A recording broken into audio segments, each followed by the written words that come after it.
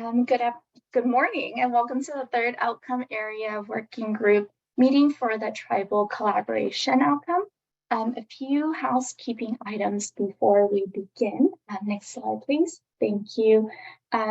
For folks who may need our ASL interpretation, please note that you can change your view on the screen to side-by-side speaker mode.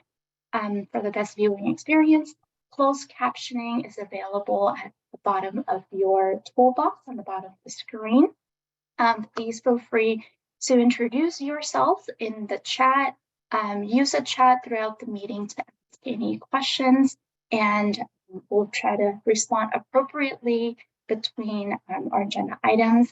Lastly, there will be a portion where you can join in the conversation, and for us to elevate you to the top of the screen, please use the raise hand feature. And that's accessed through the reactions with little smiley face and then raised hand as the picture indicated. And yes, let's spotlight our interpreters. Do that real quick. Fiona, do you mind helping me with that real quick? Thank you. All right, with that, next slide, please, to review today's agenda. First of all, we will have a quick welcome from Secretary Snyder from the Office of Tribal Affairs. Next, we will have key takeaways from our February and March outcome area meetings from our graduate student assistant. For those who did not get to join our March meeting, he'll quickly capture what we talked about in February, so you won't miss anything. Next, we'll have our opening panel discussion from great speakers throughout California. And next, we'll open up the floor for a community discussion where we will have you join us in a larger conversation. Then the last two steps is essentially a call to action and what you can expect in the next few months of the digital equity planning process. And without further ado, I would like to go to the next slide and hand the mic over to Secretary Snyder. Thank you, Anne. Good morning, everyone, and thank you for joining us here today. My name is Christina Snyder. I'm Mihilikana and Makamo, and a member of the Dry Creek Rancheria Band of Pomo Indians. And apologies to our interpreter for using Pomo language in my introduction. But I'm also the Tribal Affairs Secretary for Governor Gavin Newsom and lead the Governor's Office of Tribal Affairs. Our office informs the work of the administration by coordinating and facilitating government-to-government communication and consultation with the 109 tribal governments in California, each of which have diverse needs and priorities, and many of which are situated in historically underserved areas for broadband and infrastructure. Because of these unique challenges, our office is a member of the California Broadband Council on the state's Broadband for All efforts. The Newsom administration and the state's Broadband for All program is committed to collaborating with tribal nations to address connectivity and digital equity needs in tribal lands and Indian country. And this has been the foundation of our approach for Broadband for All. We're working closely with the Department of Technology, CPUC, and other state agencies to ensure that the state's Broadband for All program and state's digital equity plan are closely aligned, sensitive to, and developed in collaboration with tribal nations to address digital equity needs. Today, we'll mostly be listening to understand what digital equity programs are working well, broaden our understanding of the questions asked in the Zoom registration, and also you'll be hearing from some great speakers today. Some of the questions that we'd like you to be thinking about throughout today's convening are: what actions are your organization taking to address digital equity barriers, including access, adoption, digital literacy, and skills training for tribal communities? Does your organization offer programs to address any of the following: broadband affordability or adoption, digital literacy and skills training, digital navigator programs, device access, tech support, cybersecurity training and awareness? What digital equity programs do you think are needed and are currently missing? Our panel will include Chairperson Sherry Trepra, Hoopa Valley Public Utilities District, Linnea Jackson, Matthew Douglas, Alan Pruitt, and Matt Rantanen. And we're so excited to hear a little bit more from them about the programs that they're doing, how they can help all of you out in sharing some best practices, but also sharing some of the needs that they've been seeing. And then also we look forward to a facilitated community discussion. So without further ado, I'll hand it back to the office for you all to go over some of the progress that has been made and some of the discussions that happened in our previous meetings. Thank you so much, Secretary Snyder. Thank you for teeing that up for us. And slide, thank you. And Zach. Zach had been our graduate student assistant for the past couple of months and able to really synthesize our conversations. So I would love for him to go over a few things we've learned in the past few months. Yes, thank you, Anne, and thank you, Secretary Snyder, for the welcome this morning. Good morning, everyone. Thank you for being here. To kind of go back to February in our first meeting, what we discussed then was digital equity and its importance. In doing so, we identified some key factors that must be addressed when working towards digital equity, particularly in tribal communities. First among them are the larger issues of access and infrastructure. Many tribal lands are still without electricity, proper roads, and other systems that are needed to not just attain broadband access, but to participate in other vital processes. Thinking about broadband specifically, when we talk about digital literacy and adoption, there may be some fear or shame or hesitancy for some folks when it comes to adoption and learning how to use devices and learning how to use the internet. So training that introduces, instructs, and empowers in a comfortable and welcoming setting is key to reducing that fear and ensuring productive adoption. Practitioners find that once you get past that initial fear, people are really excited and eager to learn and develop skills. Finally, in February, we discussed kind of the capacity and administrative constraints that exist and really understood that capacity, administrative and otherwise, can be limited within already overburdened tribal governments and tribal serving organizations, which re-emphasizes for us the need for programs and resources that increase technical assistance and capacity building, as well as pre-capacity building, which we got into a little bit more at our next meeting in March. So we can go to the next slide. And so in that March meeting, we learned and heard from folks about the disparate outcomes that result from digital inequity, which are apparent and ubiquitous, but we also talked about some of the successful stories of adoption and use to really highlight the growth and highlight, the outcomes we're working towards. We came to understand the impacts that internet access can have on economic development, education, and health, particularly mental health care, and how access to the internet can either restrict or enable those outcomes. We also talked about partnerships, particularly government to government partnerships between the state and tribal nations.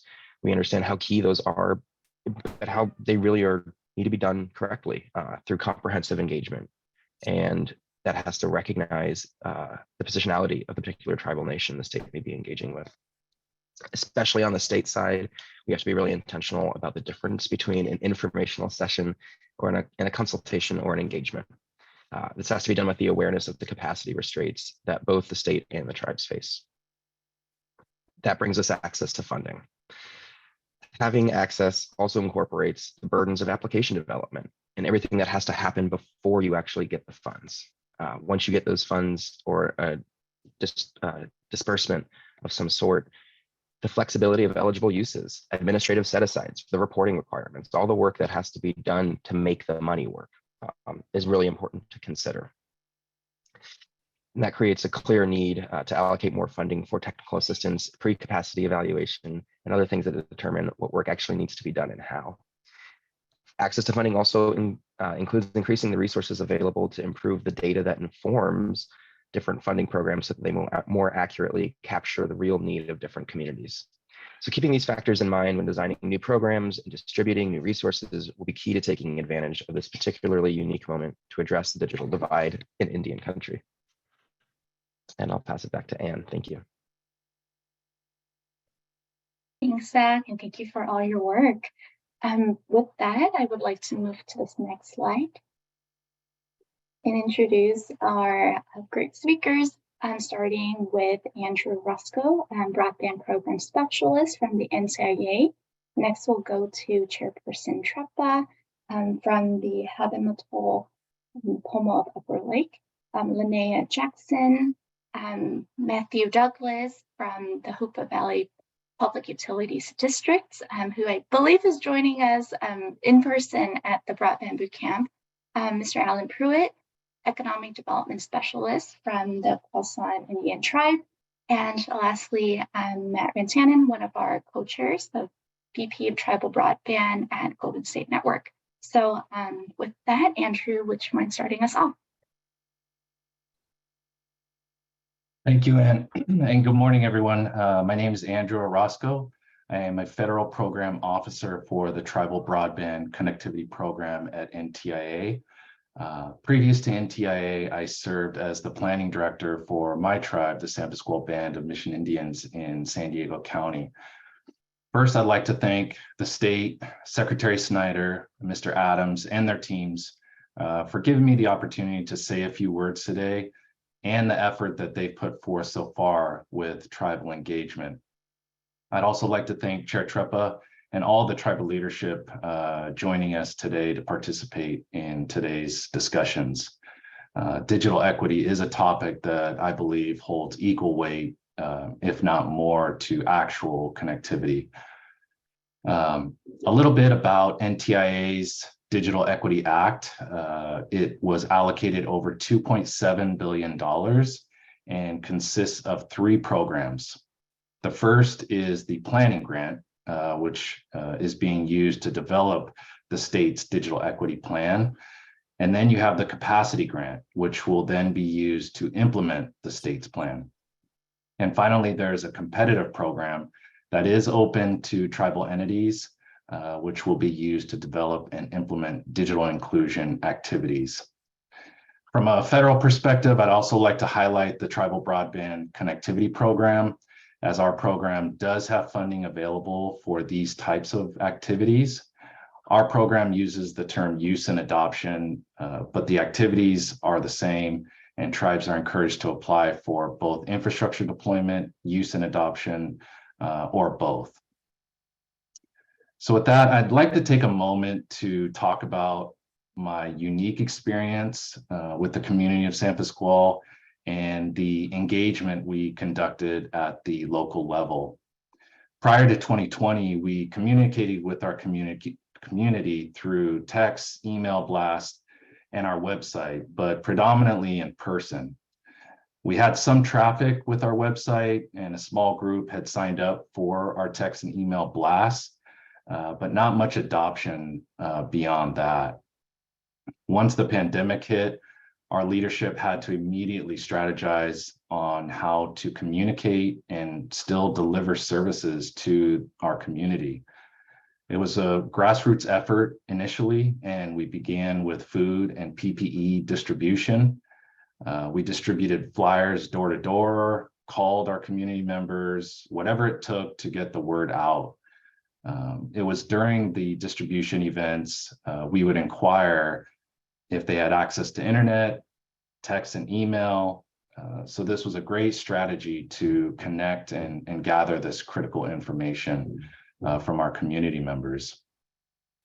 We also leveraged the distribution of laptops to our students to gather information, including whether they had access to internet, if they had the tools necessary to access the education platforms that were being used, as all the districts went to a virtual setting.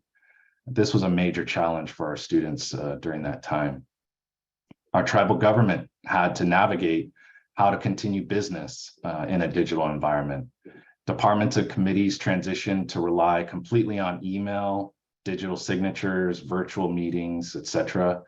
Tribal council meetings were held virtually as well, so training occurred to ensure maximum participation. Finally, from a cultural standpoint, for several years before the pandemic, conversations were had relating to the creation of a virtual platform to teach our language. The pandemic accelerated this effort since our language classes came to a halt. One of the beautiful things that I feel came out of this was this provided an opportunity for the younger generations to learn the language from our elders, while the elders were able to learn how to use the technology from the youth.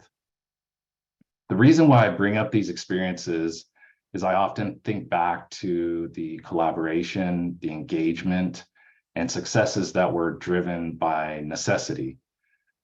All of you have persevered with that same creativity through the digital divide, which was exacerbated by the pandemic. I've seen firsthand in my own community and throughout Indian country during my time with NTIA how those community engagement strategies have worked and been successful. This is a unique time in our history in which this amount of funding and support is available. So I encourage you to take every opportunity to continue your creativity and engagement with the state as a partner and leverage the resources that are available, such as this working group. This will ensure that your community's needs are woven into the state's plan. So please get in touch with Mr. Adams and his team if you haven't already. They're always available to engage, and I thank them for that. You also have our tribal team as a resource, which consists of myself and Vanessa Cresci, who is the tribal FPO for the northern half of the state. We're always here to support and assist however we can. So thank you. It's always an honor to spend some time with you, and I look forward to continued engagement with your communities. Thanks, Ann. Thanks, Andrew, and thanks for the encouragement. And next, I would like to invite Chairperson Treppa to go off mic and share the experience that your tribe has had with digital divide and kind of your strategies, the programs that you've seen worked really well to close the digital divide. Great. Well, thank you. And thank you to California Department of Technology for the invitation to participate in today's planning meeting. Like many others here, our tribe, the Hebama-Tolpama Upper Lake Tribe, are in a very rural area with limited resources and lack some of the basic utilities, including high-speed internet in our tribal communities. We do look forward to working with the state on bridging the digital divide for tribal and rural communities. First, I'd like to just give a little bit of background on our tribe, because I think it helps kind of set the stage for where we are today and the necessities of and the challenges that we've experienced. Our tribe is in Lake County, California. It's roughly 2 hours northwest of Sacramento. It is surrounded by mountain ranges and unfortunately is a poorest county in California. Our tribe went through congressional termination by the passage of the California Rancheria Act in the 50s that left us, left us landless. Basically, land comes out of trust and into fee, and the tribal membership at that time either lost it to back taxes or sold their land for pennies on the dollar. We did sue the federal government in the 70s, won our lawsuit in the 80s, but was required to go back through a secretarial election process, which didn't occur until 1998. It took us 6 years to go through that process. And fortunately, our government has worked to restore the tribe's economic development portfolio while preserving our culture and history, and we continue to strive to pursue self-determination and self-sufficiency. As far as digital equity barriers, as a result of the rural nature of our location and that we lacked a land base, there has been considerable challenges for us. We were fortunately able to put into trust just a little over 11 acres in 2008, and today have just over 20 acres in trust. And at one point, our reservation boundary spanned hundreds of acres. Unfortunately, the tribe, as a result of its rural location, economic development has been very challenging for us. So that right there, kind of impacts the resources that could help us overcome some of the barriers. Fortunately for us, even though we were able to open a very small casino, we've never received revenues from the casino to date. We have leveraged the internet to develop an e-commerce business, and as a result of that, it has helped us provide the resources necessary to help us start overcoming some of those barriers. Also as a result of the rural nature and the very wooded terrain around us, the impact of year after year of forest fires has been pretty decimating to the tribal community as well as the community at large. The lack of internet in our within the reservation boundaries has really potentially been life-threatening, not only for tribal members, but for the community, again, that live out there. We are very concerned about, obviously, that the lack of access to be able to communicate with our membership for evacuation strategies or, heads up to any kind of, potential emergency situation. So as a result of wildfires, and we've also had many landslides and storms in the past years. So the health and well-being of our tribal members are compromised as a result. And as you've already heard, the pandemic has been considerably even more impactful and has really highlighted the need of overcoming the digital divide, at least in our within our reservation boundaries. It also, as a result of the lack of internet, with COVID, we did voluntarily comply with state requirements for shelter in place, and sending folks home to work from home was very, very challenging. That, as well as keeping our kids connected to school system, was almost impossible out there, and therefore, we had to bring them into a community building, even though we, had a safe distance apart. It did potentially, have impacts of potentially spreading COVID to the family members that may be back at home.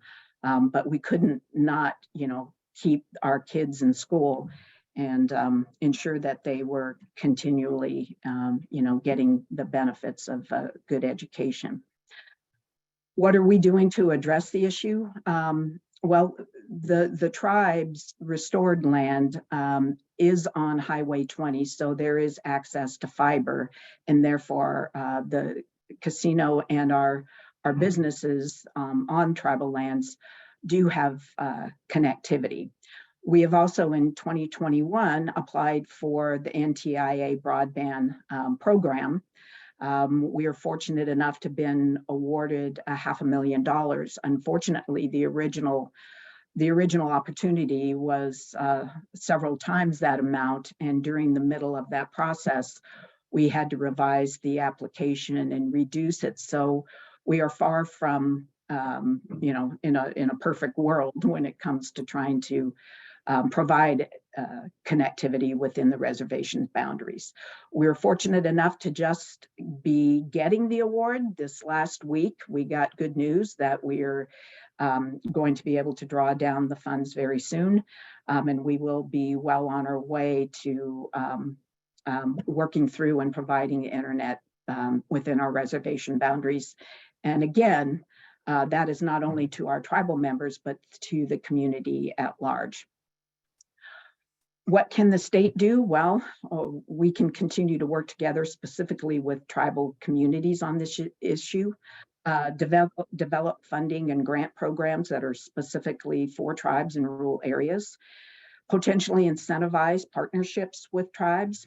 And as we continue to work towards digital equity for tribes, we must also recognize that the internet provides a vital opportunity for remotely situated tribes like mine to participate in the modern economy. As the world continues to transition into an increasingly digital format, we must ensure that the state and federal governments recognize tribes' sovereign authority and jurisdiction over activities and data online. So thank you so much again for letting me participate today. Thank you, Chairperson Trefla. Thank you for sharing both your tribe story, and congratulations too for receiving the grant from NTIA. I think there's, that's the length of timeline and the challenges show perseverance that you had to go through, and also be able to show and demonstrate how your work is impacting positively in the communities around you as well. So appreciate that, and we look forward to continued partnership as we work through the planning process. And next, I would like to invite Matthew Douglas, if you're able to be on camera with Linnea, to try and find where you are in the Zoom room, but to share a few words with us on what work you've been doing. Okay. And talk a little bit about where you're at too. I know folks in the Zoom room might want to know the context of the Broadband Bootcamp, where you're what you're doing today. Yeah, I'll switch to that in a second. So my name's Spaggy. I am the broadband manager for the Hoopa Valley Public Utilities District under, I guess, the ISP called Acorn Wireless. Let's see if I get the right side of the shirt. So that's our logo. And so my role in Acorn Wireless is more on the technology side, where I'm trying to kind of bridge the digital divide by actually getting internet into the valley. And one of the things that we've been focusing on is just that, the technology side. And we started attending the broadband boot camp. Let me pin Matt because he's actually, there we go. So one of the things that we have learned from the boot camps is like the digital equity and digital inclusion initiatives. We originally were focused on just technology, but it kind of brought a new light to like, okay, you can bring internet to the community, but the next step is to then enable the community to afford it or to utilize it, to maximize its usage. And so through that, we were able to apply for the National Digital Inclusion Alliance grant, and we are a recipient of the Digital Navigator program through that. And Abe, I'm not sure if he's pinned on here, but let me find Abe. There's Abe. Let me pin him now. So Abe is our digital navigator that we hired this last October, and he's been helping customers get on the ACP program. One of the cool things that this has enabled as an ISP is when we have delinquent customers, instead of just shutting their internet off, we ask Abe to give them a call to try and sign them up for the ACP program. And then we create a payment plan for what their past due balance was so that they can stay online. And Abe can kind of talk a little bit more about that. But before we pass it off to Abe, I wanted to pass it off to Matt because he's actually one of the founders of the Tribal Broadband Connectivity Program, or sorry, Tribal Broadband Bootcamp. I'm thinking of NTIA. And let him explain a little bit about what the boot camp's for.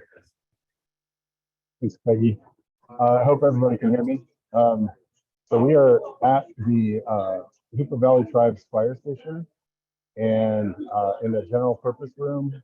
And we have about 50 tribal participants, all actually at the moment building Ethernet cables, which is really an icebreaker for people to get to know each other and you know, get involved with a piece of the essential piece of the internet, which is the cabling.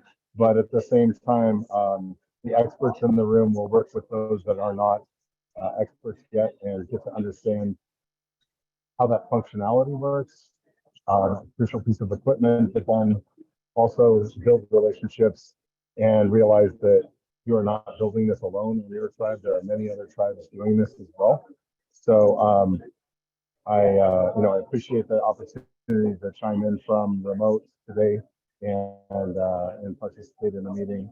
And I will hand it over to Abe, I believe, and Linnea. Thank you.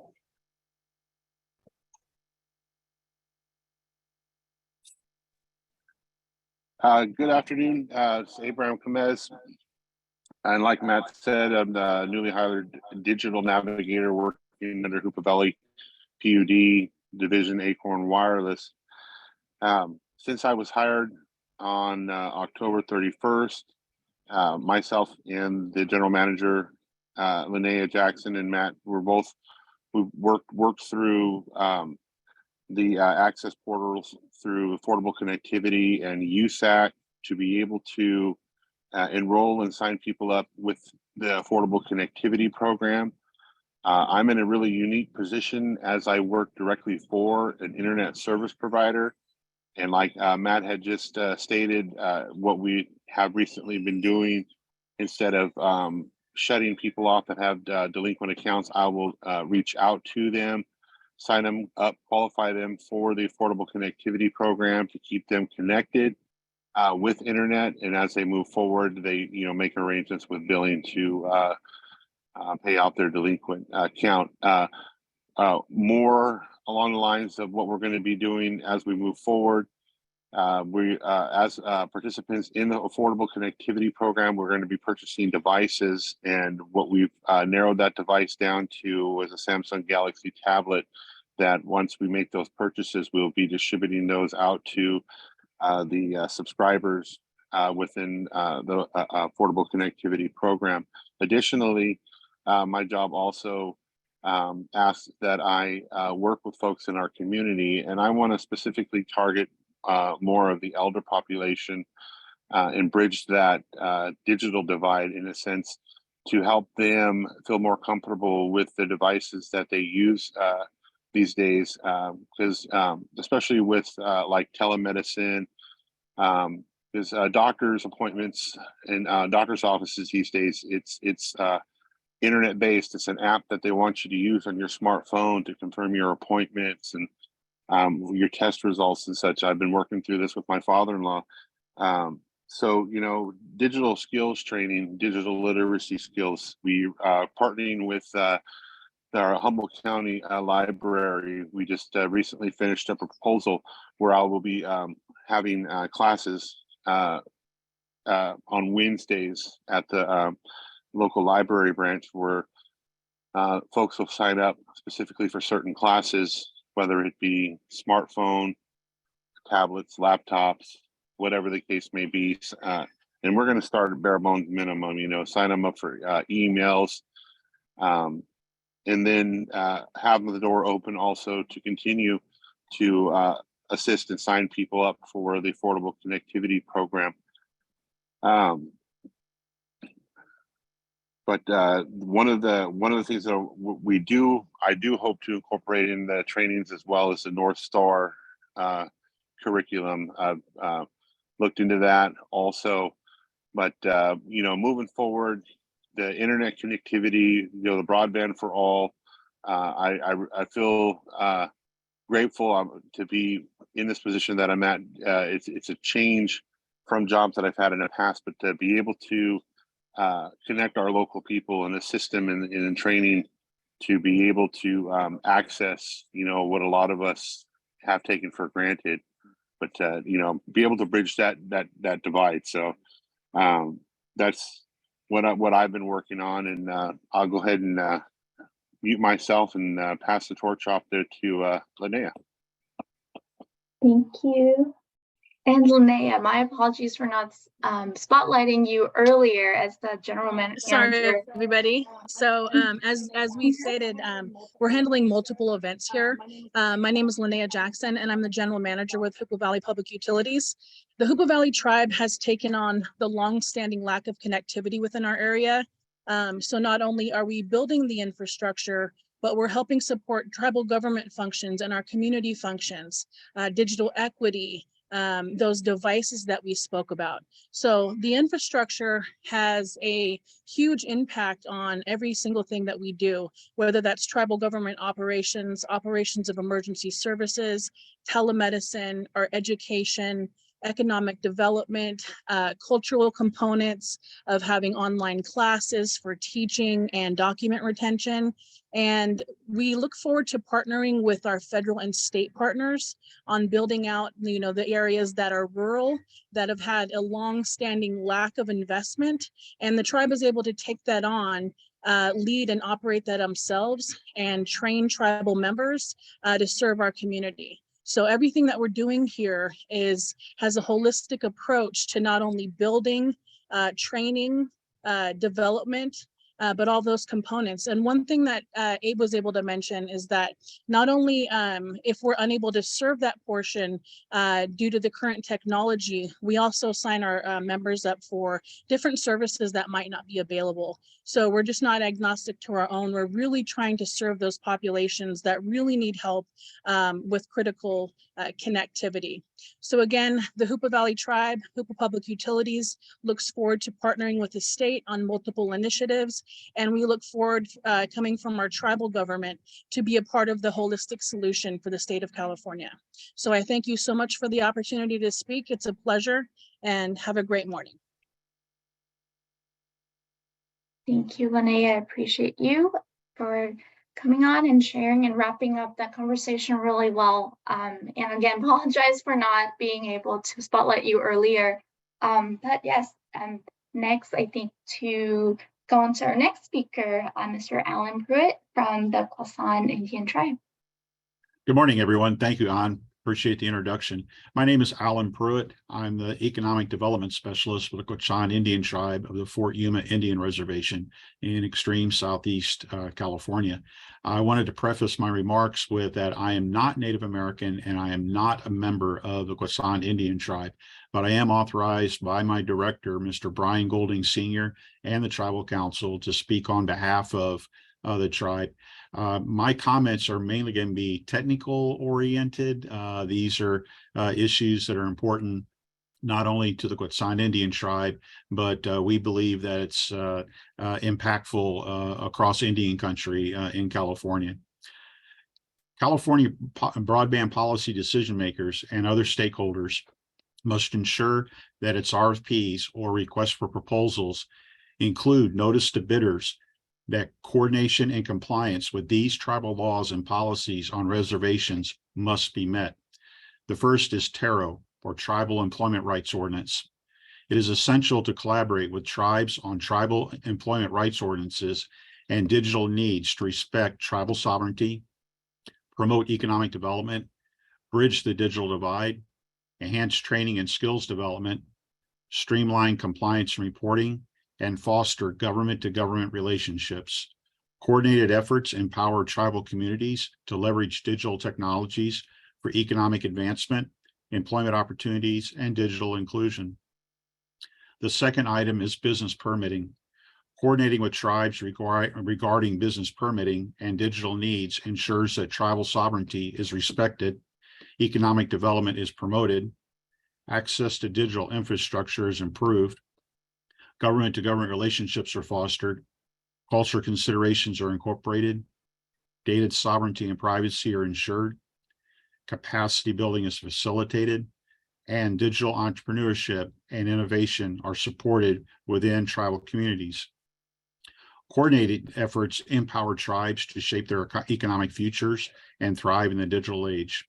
Permitting is important also because tribes have a strong interest in knowing who is on its reservations and for what purpose. And the third item is cultural resource monitoring. By cooperating with tribes on both cultural resource monitoring and digital needs, governments, organizations, and communities can ensure that cultural preservation efforts are consistent with tribal sovereignty, use digital technologies for practical preservation, bridge the digital divide within tribal communities, and foster collaborative relationships that respect tribal values and concerns. The Quechan Indian Tribe also has a strong interest in ensuring the protection of cultural resources as they evidence the tribe's presence on this land long before the formation of the United States of America. And I would like to add some context to cultural resource monitoring. The Quechan Tribe has actually been at the table for middle mile discussions since first contact with European explorers in about the mid-1600s. And how's that possible? Well, back in those times, the Aboriginal origins of the tribe, they were well known for their long distance runners. And these runners would carry messages along footpaths that connected our port area of California with coastal communities from San Diego to today's Dana Point and throughout the Southwest Desert region. These messengers were well known for their dedication and the ability to cross these long distances on foot and carry messages that are important to connecting tribes. These messages led to diplomatic relationships, which led to trade and commerce, which led to prosperity, which is not too dissimilar to what's occurring today with broadband middle mile and being able to promote these issues that have been important to all Indian tribes since, like I said, pre-contact with European settlers. Now, I do want to address specific solutions and actions we are taking. The Quechan Indian tribe is working to improve broadband infrastructure in its reservation community by collaborating with the California Public Utilities Commission. We will apply for a grant from the Tribal Technical Assistance Grant Program to study the feasibility of deploying broadband in Quechan tribal areas. The study will assess availability, demand, technology, partnerships, financing, and legal considerations. I'll make the RFP available in the chat section in just a few moments. And the last solution that we're actively working on right now is the Quechan Indian Tribe will launch its BIA-funded Quechan Business Development Center in June 2023 to promote Indigenous innovation and entrepreneurship. This federally funded Indian Business Incubator Program project will support reservation startups, digital enterprises, and technology skills. It will encourage tribal members to create a thriving private sector on the reservation with innovative digital solutions that address the unique challenges faced by our tribal community. That's the conclusion of my remarks. Thank you for the time, and I'll post that RFP if you choose to review it. Excuse me. Thank you so much. That's so interesting, and I'm sure people will have questions for you from the chat. And please stay on if folks do want to ask you questions in a bit. Yeah. Okay. Yeah. Last and definitely not least, Mr. Matt Rantanen, would you be able to come back on camera? Great, there you are, and conclude the session for us, but also help facilitate the next session with community discussion. Oh, you're not on off mute yet.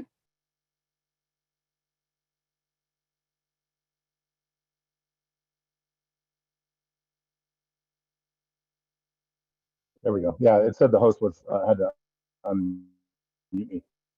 So I'm like I said, I'm at the Hoopa Valley Tribe Reservation, and I wanted to give a little bit of a view of what we're dealing with here. So this is the beautiful valley that we're in, surrounded by trees, just beautiful place. And you can imagine it's probably pretty hard to get signal strength, or on your cell phone here. It's hard to get access to broadband here, and the California efforts, the Middle Mile Broadband Initiative, and the Middle Mile Network that's being designed and developed for the state of California is going to change the landscape for folks to be able to access that open access network, to be able to get the backhaul from communities like this, beautiful communities like this, to the rest of the world's internet. So they're very remote, to the point where I didn't have a cell signal driving in for about an hour and a half on the way in.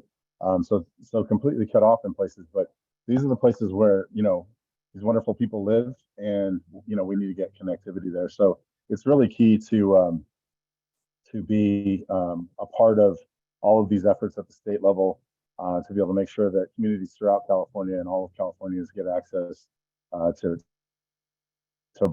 broadband. And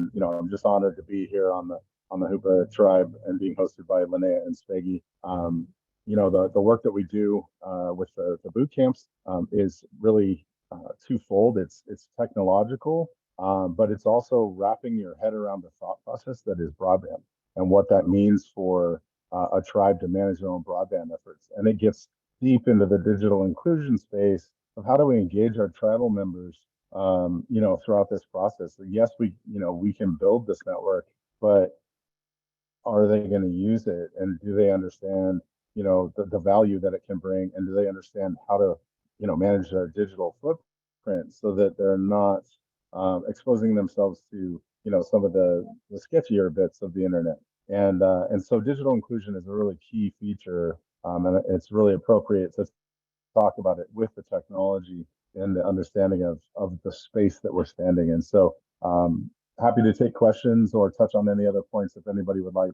but I thank you. Thank you, Matt. And before you go, may I ask how many tribes are attending the boot camp today?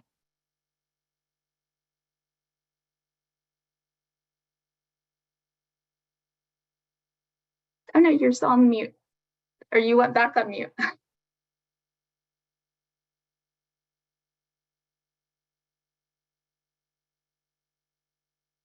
Okay. I think you're frozen on my screen, so just want to give you a second to do that. In the meantime, there we go. Yeah, every time I come. Okay. Right. How about now? Is it better? Yes. I walked too far away from the Wi-Fi bubble. All right, so we have 6 California tribes attending, and we have, I think there are 12, maybe 13 tribes in the room. I have to go check the roster. We've had a lot of travel adventures as per usual these days while traveling on airplanes. So we'll probably have a few more tribes joining us tomorrow based on what I've seen this morning. But yeah, we have, I think 6 California tribes. We have the Hoopa, the Yurok, the Karuk are represented here, and from the local region, and then a handful of others. So. Thank you, and thank you for taking us to the boot camp. It feels like we're doing a live section on TV. Thank you so much, Matt. I also want to invite on camera and Mike, Scott Adams, our Deputy Director, but also CDT Tribal Advisor, to say a few words. Yeah, thank you, Anne, and good morning, everybody. It's just such a pleasure to be able to convene with you, and wanted to extend our thanks and gratitude to Secretary Snyder and all of our presenters for really sharing unique perspectives, both about the barriers of connectivity on tribal lands and in Indian country, and some of the really unique best and smart practices that are happening that could potentially be scaled. Just wanted to say that, where we sit in the Office of Broadband and Digital Literacy within the Department of Technology, and working with the various state agencies and Broadband Council folks in developing the middle mile, we're just committed to partnering with, tribal nations in a very meaningful way. Broadband for All is just that. It's broadband for all for all California residents, and partnering with tribal communities to extend connectivity out on their lands. And so this is us coming together like this and being able to learn and hear how we can continue to evolve our programs and funding, and the way we partner is very meaningful for us. So just wanted to thank you all. Looking forward to the rest of the conversation, and wanted to note that Broadband for All is, as Secretary Snyder said, from the state perspective, it's really a partnership and a collaboration. And so we do have a couple other tribal advisors from some of the other state agencies. Kenneth Holbrook from the CPUC is here. Kenneth is a co-chair of this working group. Kenneth, I just wanted to hand it over to you for a minute or so to see if you had any message to convey on behalf of the Public Utilities Commission.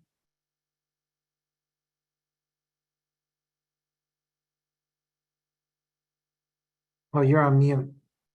Okay. Oh, great. Thank you so much, Scott. And I just really wanted to take just a brief moment to give a few just appreciations. Number one, to Secretary Snyder, thank you so much for your leadership in this space, and just knowing you a little bit, I know how important this is to you to see the kind of network that's expanding here in the state of California with so many I think elements that are bringing together such a successful outcome and a real wellspring of knowledge. And it's just really a pleasure to be a part of this working group. again, thank you, Scott, for your partnership at the California Department of Technology, and it's wonderful to work with you. You know, I want to also pause and just really you know, take a moment to reflect on all of the incredible knowledge and wisdom that's being shared, I think, intertribally around the state. Matt, it's just great to see the inspirational work that you do to really not only bring connectivity to rural communities, but to really to teach the way to fish, you know, and it's you know, as a person who's a California native myself and from a rural community, just such a hopeful and inspirational view into the work that needs to get done in so many other places as well. And to Linnea, just to your leadership, your continued excellence in bringing together all of the pieces and all of the folks that are required to generate the kinds of outcomes that Hoopa Valley and Hoopa Tribe leads on regularly. So just wanted to say thank you to all of you. And I also wanted to take a brief moment to mention, you know, we're talking about the California Digital Equity Planning process today, and it's a really important piece of the state's collective effort, CPUC and CDT, GoBiz and GovOps, just to bring together another process as well that I'd like to share a little bit about. The Broadband Equity and Access and Deployment program is a federal program in which the state is applying to secure funding to be able to continue the investment in these areas of digital literacy, technology access, and to ensure that you know, broadband as it gets rolled out in the state is reaching all of those hard to reach places and costly to reach places. So we are hosting 3 meetings in conjunction with CDT and in partnership around the state that are part of a larger series of public engagements as we develop our application to the BEAD, the Broadband Equity Access and Deployment program. We want to go out and know as much as we possibly can from communities and from end users, what's working, what's not working, and where should the state be placing its energies.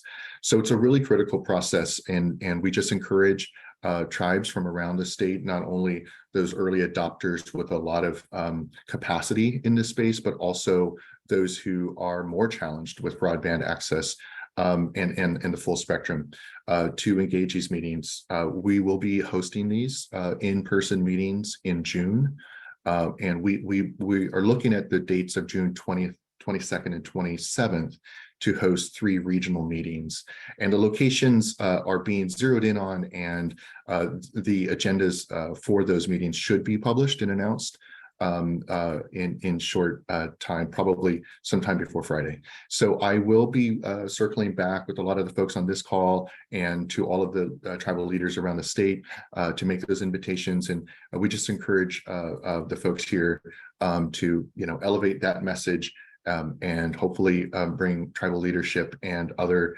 technical folks, as well as community members and end users to those meetings so that we can learn from your perspective. So we'll hand it back over to you, An, but thank you again, Scott, and to all of the team here. It's a great opportunity. I learned a lot today. Thank you. And thank you, Kenneth. And you teed it up nicely.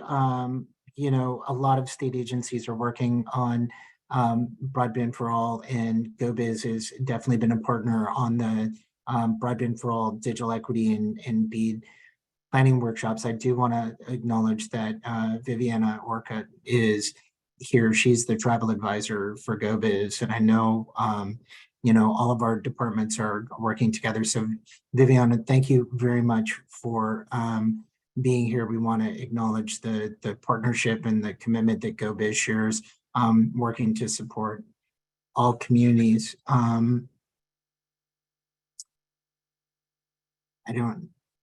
Viviana, would you like to say a few words, or?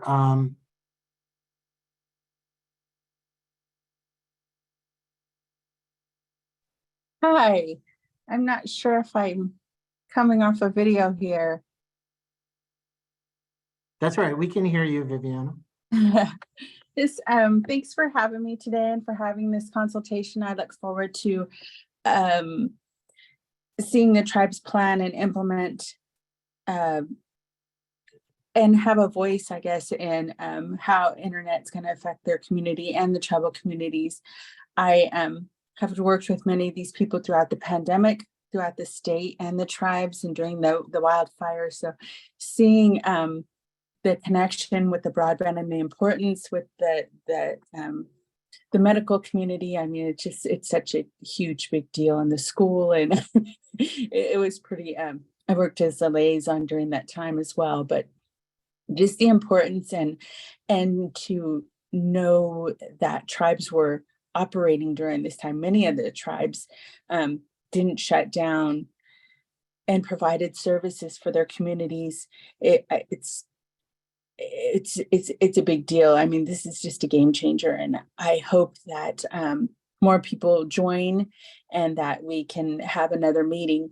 And also, if there's any way that I could help or reach out to, we have, other opportunities coming up too.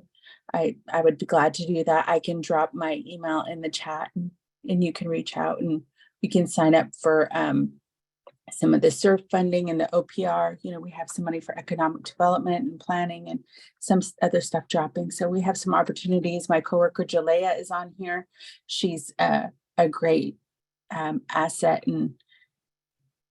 and somebody to reach out to as well. So thank you for having me. Thank you for joining us. And yes, Julia has been a great partner. And I think that as this really, it's a good kickoff and acknowledgement to thank you to our presenters and the state agencies that are all collaborating to achieve broadband for all. But we know that there's a lot, and we know that our tribal nation partners are dealing, with a lot of different programs and funding streams. And so wanted to tee up the next session and to move the conversation forward on how we can learn from folks on this call as well. Yeah, thank you, Scott, and please stay on too. I think we can co-facilitate this next portion together. The next part, thanks, Anna, is the community discussion and also an opportunity to ask questions to our previous presenters too. Next slide, please. Great, thank you. We have a few questions, and I'm hoping that you all could go off mute, on mic, and on camera to answer these questions in no particular order. If you feel like 3 is more relevant to your community, please feel free to address that. But the 3 questions that we have, I'll read this as you are looking for the raise hand buttons. And so what actions are you, your tribe, and or your organizations taking to address digital equity barriers for tribal communities? Does your organization offer programs to address any of the following: broadband affordability or adoption, digital literacy and skills training, digital navigator program, device access? And the 3rd question, what digital equity programs do you think are needed and are currently missing? And so that's our focus in the discussion today. If possible, try to limit yourself to about 2 minutes, but obviously if there's great content, please continue. But yes, let's see if there's any in the chat. I know Christy had to go, but from the Healthy Rural California, I'll just read it out loud for folks who are listening and only to be able to hear. Share that Healthy Rural California is a potential partner to bring together healthcare, workforce education, and digital equity and economic development efforts. They were formed after the campfire in Chico to address access to care in this issue. So great organization, and if there's someone, I think Zach and I would definitely follow up in a working session. And I'm going to go back to the chat, and then we can also monitor the hand raise as well. Matt, I know this is a portion where you may want to ask folks in the room to participate in as well. So we'll let you handle the technicalities of it, but I see a few hands already. So Julio Figueroa, let's see. Let's I'm gonna ask you to unmute. All right, can you hear me, Ann? Yes, we can. Hi there. Hi, good morning, everyone. Couple of things that we're doing is, and then just to give a landscape for California, AT&T provides services to 48 of the 109 tribes in California. So those are in our service area. So we are open to consultation meetings with those tribes that do want to partner with AT&T to bring fiber optics to their tribal lands. We recently opened a connected learning center at the Rincon tribe down in Southern California. And that learning center will support the 5 surrounding tribes in that area. That includes San Pasqual, La Jolla, Paula, Palma, and of course Rincon, which is the hosted tribe. With that, we will be doing a laptop distribution event to support the 5 tribes. That learning center provides fiber to the tribal nation at no cost for 3 years. Provided 15 working computers for the education center and the community, and we also provided a $50,000 contribution to upgrade the facility with new desks, chairs, and everything that it needs to run that center. And of course, the Rincon tribe makes that available to the 4 surrounding tribes, so they can also use it as well. We plan on doing something in Northern California as well, so we'll be announcing that soon on which tribe we're going to partner to open up that learning center. And also included in that is digital literacy, digital navigator, and then of course, again, any other tribe that wants to partner with AT&T. My doors are open. I'm not in sales. I'll continue to repeat that. I don't get compensation if a tribe decides to work with AT&T or not. My job is to make sure that the tribe has a single point of contact for AT&T and support them in all their needs and answer all their questions. And for those tribes that are not in AT&T's area, then I can provide some consultation as to what the discussion should be around if they want to work with the ISP, if it's not AT&T. So happy to be here and support Indian country in California. And thank you. Thank you. Thank you for coming and participating in our workshop. Chairperson Treppa, may I ask you to unmute and go on camera? Great, thank you. Just real briefly, I already mentioned a couple of things, but as a result of some of the CARES Act funding that we received, we were able to give a device to every minor for the purposes of, remote education. We, as a result of a recent grant, are now able to provide every adult actually a device. And if that didn't cover enough, our e-commerce businesses have created scholarship programs that, whether you're a child, adult, in higher education or a trade, can access scholarship monies for any type of digital literacy or skills training, in addition to all other types of educational opportunities. So I think we're covered there. And as I mentioned earlier, the NTIA grant will at least give us a start to be able to provide internet access to our portion of our reservation. We do hope to get additional funding to expand it to be all of the northern part of the county. So thank you. Thank you. Also scanning the participant list. God, do you see anyone from the chat that maybe we can ask to go on mic? Well, I think that, and like you said, I don't think we want to constrain the conversation only to the questions, because I think that, both our presenters and the folks who've spoken have really, spoken to some of the universal and common barriers that, tribal nations experience, and some of the smart practices. I think that what would be really interesting is on the third question is on the digital equity programs or broadband for all programs or efforts. really do want to get a sense of what might be missing and what's needed. We know there's a lot of different funding programs, and we know that from a capacity standpoint, and hoping to hear from some of the tribal representatives if possible. First, Julio, because really that's the focus here. We have through the BEAD program and the digital equity capacity grant and competitive grant dollars that that Andrew mentioned, an opportunity to fill some potential gaps of existing investments. So to the extent that folks have additional ideas, we'd really love to hear from you about that.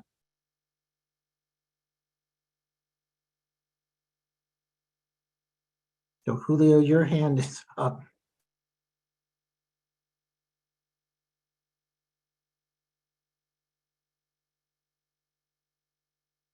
Why don't you go ahead, Julio?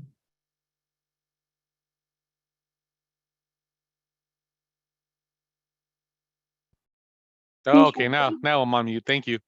One of the programs that AT&T was doing before COVID was we were just doing basic training using iPads or tablets.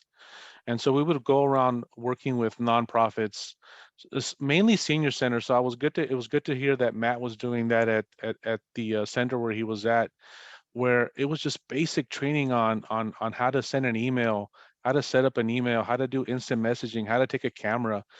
And so that to me, I thought was instrumental to making sure that the senior community was not left behind as technology continued to advances. And I'm getting that same type of feedback from tribal nations as I'm visiting them, is like, hey, we got to make sure that we take care of our senior community and they don't get left behind as well. So one of the things I think is maybe looking at investing in the actual devices so that the tribal nation can use that for digital literacy and make it even more mobile, where it's, you're giving them tablets so that way they can practice at home. And I understand that if the infrastructure is not there at home, then they're going to have to come to either the tribal hall or to the community center to practice those skills. But that's something that we're going to ramp up again, is to make sure that we're going out there to the communities that want to be served, to just do basic digital literacy on email, camera, sending an instant message.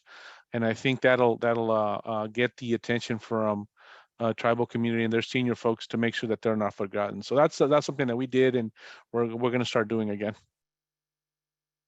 Yeah, thanks for that point, Julio. I know that in the other working groups we're doing and the regional planning workshops that we're doing across the state, there's a delicate conversation. It's almost a chicken or the egg conversation that both, be hearing from the tribal nations where existing infrastructure like roads and power in some cases are a challenge to power internet, or even in some of the more,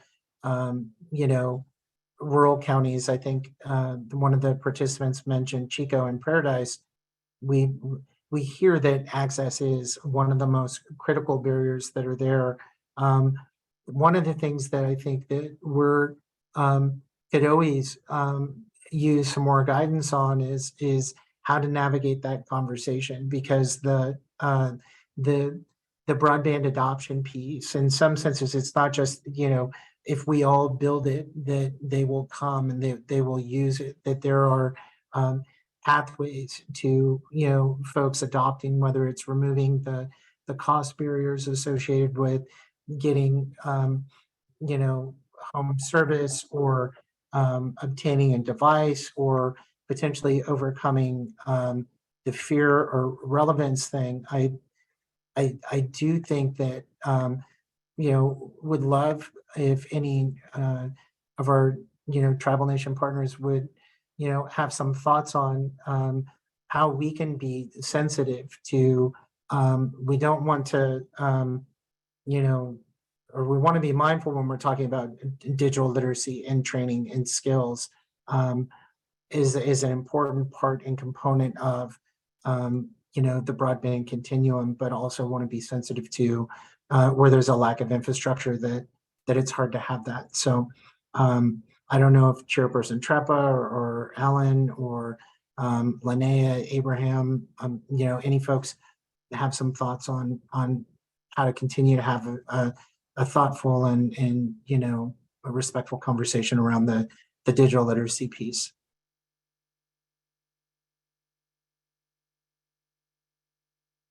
I suppose I can take a stab at that. I think it would be difficult for me to answer for others. I know as far as ourselves are concerned, I think having the opportunity such as this, or the one-on-ones that we have had in the past, or even in-person opportunities, might help, continually bring the matter and keep it at the forefront for us. I think as far as cultural sensitivity, I think it's unique to each individual tribe. I think we are just happy to have the state be of interest, and that this has been put at such a high priority that I think we are very thankful that it is, because it can be in many situations a matter of life and death. And our tribe is not unique to California tribes, but for this area, that we don't have a big reservation area such as the Hupa tribe. We are still very isolated. I think that that we have had the experience of being intertwined within the local community's fabric, to be honest. So as I've had a mention and conversation with you in the past, oftentimes the tribe, our tribe in particular, came from obviously very poor and historically challenged perspective, but yet as a result of our e-commerce business, we are seeing that we are one of the primary funders in the area of various types of objectives, because the community is very poor.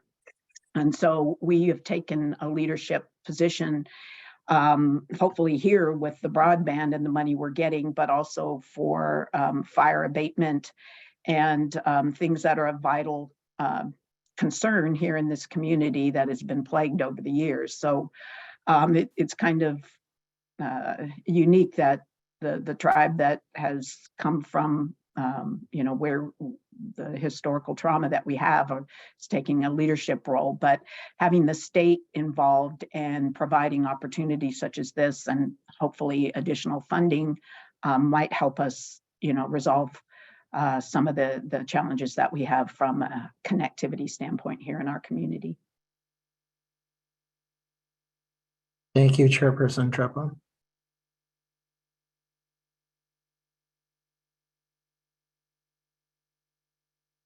And I don't see any more hands, and I don't see any in the chat either. So I think it's fair to say we can move on to our next agenda item. Looks like Alan's raising his hand.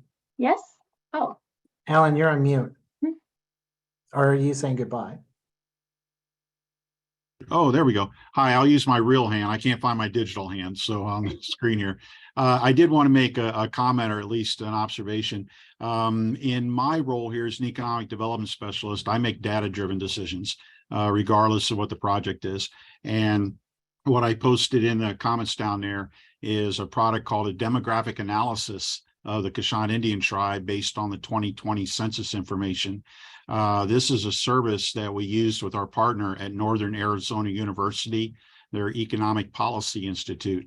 And they did a very deep dive into our specific census tracts during the 2020 census, including a lot of information on digital equity, digital divide, a lot of new items that are covered by the census reporting. This helped us quite a bit in not only our broadband planning, but also in other areas. But just to give an example, based on the census data, 85% of our residents here on the reservation are mobile first already. That's their access point of choice is their mobile devices. Only 12% are actually using broadband as traditional, the wired Cat5 type. And it's not even Cat5, it's still DSL dial-up on the reservation. So they've long ago left the world of wired internet, and it's mobile first all day long. So I think that's important from a planning standpoint of, if we build it, will they come? Well, if they're already embedded financially, socially, every other aspect with wireless internet, then why do we build out a broadband-based, a physical Cat5 type infrastructure? So the data bore that out, and it helps us that decision. In California, everyone has a EDA, U.S. Economic Development Administration supported university center.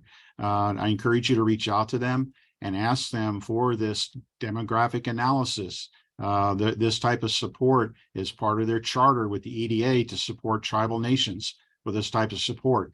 I posted a link via my Google account to the demographic analysis that we use all the time, just not for broadband, but for other policy and projects we're working on that do need data-driven decisions and authoritative third-party sources that we can document when we're doing RFPs or grant applications and so on. So just wanted to put that out there.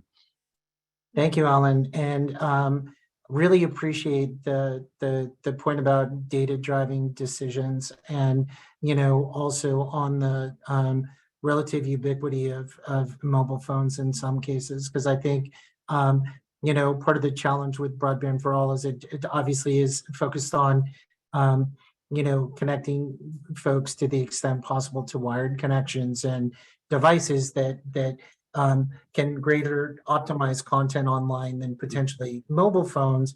And we've got to meet people where they are. And I think it's a really good segue. And for the next part of the conversation, and Rich and I can talk about some of the tools we're hoping that you folks can utilize to help us gather information from organizations and also individual residents to help support the needs assessment that's required to support the digital equity plan and the BEAD plan. So Ann, back to you.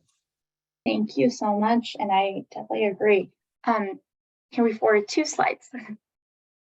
Perfect. Map your work, map your impact. I would like to introduce Rich Navas from the Broadband Equity Partnership to talk through the data a collection that we're in, the tools that we have to really understand what's going on in California. Rich, now over to you. Thank you, Anne. Next slide. Next slide, please. Hi, everyone. You just heard Scott Adams talk about the needs assessment that we need to conduct throughout California to better understand the digital equity landscape across the state. We have developed 2 surveys to conduct these assessments. One is an organizational survey that we call the DEAM tool, the Digital Equity Ecosystem Mapping Tool, which targets organizations, state agencies, tribal governments, municipalities, faith-based organizations, health centers, clinics, any entity that leverages technology to provide a service to communities and to get communities connected. We basically want them to use the DEAM tool to let us know about their work. The other survey is the public survey, which we'll talk about shortly, that targets California households to understand barriers to digital equity faced by California residents. So the DEAM tool is actually live. If you haven't already completed this tool, please scan the QR code on the screen and please complete this tool. It only takes a few minutes to let us know about the great programs that some of you are already engaged in and some of the work that you're doing. It's very difficult for the state to understand what's going on if we don't get organizations to participate in this tool. If you can go to the next slide. So as you can see from this map, the DEEM tool has been live, but we've only received 163 responses from organizations to date. Much of the state has still not responded. And in order for the state to be able to consider really outstanding programs for future funding allocation of federal dollars, the state needs to know about your programs. And this tool is meant to capture information about the great work that you're doing. So the feasibility study that was just dropped in the chat, the DEEM tool is a perfect place for you to share that. Julio Figueroa, your programs about the Learning Center for the 5 tribes, we'd love to capture that in the DEEM tool. So if you can actually start collecting that or entering that kind of information so that we can collect that and start analyzing that data across the state, it would be really helpful. So the next time we speak with all of you, we hope that this state map will be entirely green to show that as many organizations, as many tribal governments as possible have completed this tool. Next slide. So please go ahead and click on the DEEM toolkit links. We've got a toolkit that will help you to share this with your partner entities. So for instance, if Julio has a learning center that he is running, he can actually use this toolkit to share and push out the DEEM tool to the 5 tribes that engage in those in that learning center. So this is one of the ways we're trying to help you push this out with your partner coalitions, your partner entities, to make sure that you engage as many organizations, tribal governments, and nonprofits as possible in completing the DEEM tool. Next slide. The other survey that we've developed is the Digital Equity Online Survey. This survey is meant to target households. We need to understand the barriers to broadband accessibility, affordability, and adoption faced by all California households. We've developed this survey in 14 languages. It is mobile friendly. We've built in audio functionality into this survey so that we can accommodate those with visual impairments, those with limited English proficiency, and even those with limited literacy. So we'd love to be able to have you fill this out. It goes live on Thursday, May 18th. The link will be available on the Broadband for All website. And we'd like to also give you a sneak peek into these tools, just to be able to walk you through it very quickly. If you don't mind, Anna, sharing the DEEM tool and the public survey. Here is an example of the DEEM tool. If you can click next. It should take you no more than a few minutes to just tell us about your organization. If you are completing this, if you're a tribal administrator and you want to complete this on behalf of the various tribal programs in your community, you can fill this out on behalf of those programs. You can tell us that you know this organization well, you know what they cover. It will just take you a few minutes to complete this. And if you can scroll further down, you can tell us what kind of an entity you are, scroll further, and what kind of programs you offer. And if you are currently not in the digital equity space, for instance, there is an option here that says we do not provide digital equity programs or services, but our organization may be interested. We still want to hear from you. You may be providing a really essential program that I think may be able to intersect with the digital equity programs and plans and services across the state. So we'd love to hear from you as well. If you can scroll further down, all the way down to the next page, we give you the option of uploading your feasibility studies, your broadband deployment plans, your GIS shape files, annual reports, anything that you want to upload, we will gladly take from you and analyze as part of the state's process of collecting information about programs, plans, and services that are currently available throughout California. You can also drop your links to programs that you think we should know about. And click next. And if you have the time to be able to share with us more information about your programs, there is the option for you to tell us about details for each program that you offer for your communities. If you can actually go to the public survey. So this is a public survey that we are very proud of. It is in 14 languages. It's the first of its kind in the country. we worked very hard to make sure that we accommodated as many communities as possible. If you go to the top right-hand corner, you can choose your language of choice. If you scroll to the next page, you can actually click on the audio button and hear the functionality of the language being offered. So we highly recommend that you consider taking the survey to help us understand what the barriers are that are being faced by you, by your communities, by households across California, so that we can be better informed in developing a really comprehensive and inclusive statewide digital equity plan. And with that, I'm going to turn it over to Anne. Thank you so much. Thanks, Richna.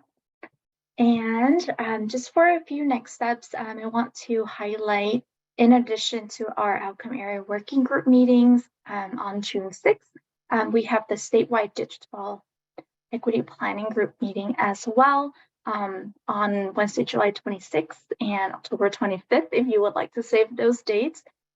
Those Wednesdays meetings are from noon to 2. And that's our ways to continue to engage and have these conversations.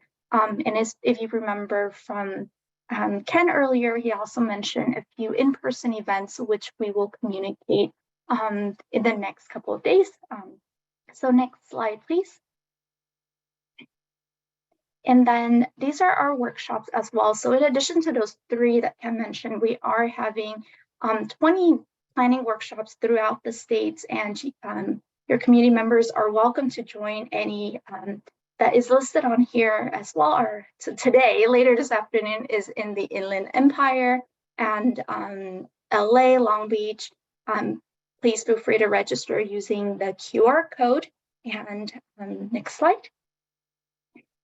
We may have to go back a couple of slides, but just to make sure to summarize all the ways to get involved, complete the DEEM tool, as Richna mentioned earlier, complete and share the digital equity public survey with your community members and your networks. Participate in the next outcome area working group, for us would be on June 6th, and then attend the planning workshop in your region. So those are clear takeaways, screenshotted, save those dates, and we really look forward to continue this conversation with you all. Next slide, please. Yep, and here is all of our contact information. Scott, our CDT Tribal Advisor, and the Broadband Office Deputy Director, myself, Anna, and Zach, thank you so much for all of your behind-the-scenes support. But you can also reach out to us. One email is digitalequity@state.ca.gov, so that we can answer any general questions. And we look forward to continue engagement. And thank you again for being here. Take care and have a great day. Thank you, everyone. We'll stick around if you have any questions, but